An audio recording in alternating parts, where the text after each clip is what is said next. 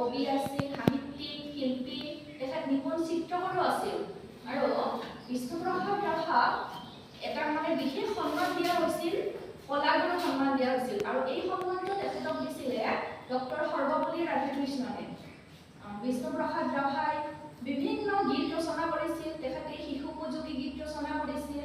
সুৰৰে দেউলৰে শিকলি ৰূপেৰে, আজলি ছোৱালী, বল বল বল, ৰাধা বল আদি বিভিন্ন গীত তেখেতে ৰচনা কৰিছিলে।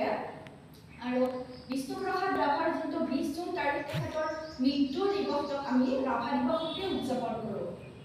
বিষ্ণুপ্ৰসাদ ৰাভা এজন বিশিষ্ট চিত্ৰকৰো আছিলে। তেখেতে চিত্ৰলেখা, নটৰাজ আদিৰ ছবি অংকন কৰিছিলে। আৰু বিষ্ণুপ্ৰসাদ ৰাভাৰ যোনটো তেখেতৰ স্মৃতিত তেজপুৰৰ ব্ৰহ্মপুত্ৰ নদীৰ ভৈৰৱী নদীৰ পাৰত এখন বিশ্বনাথ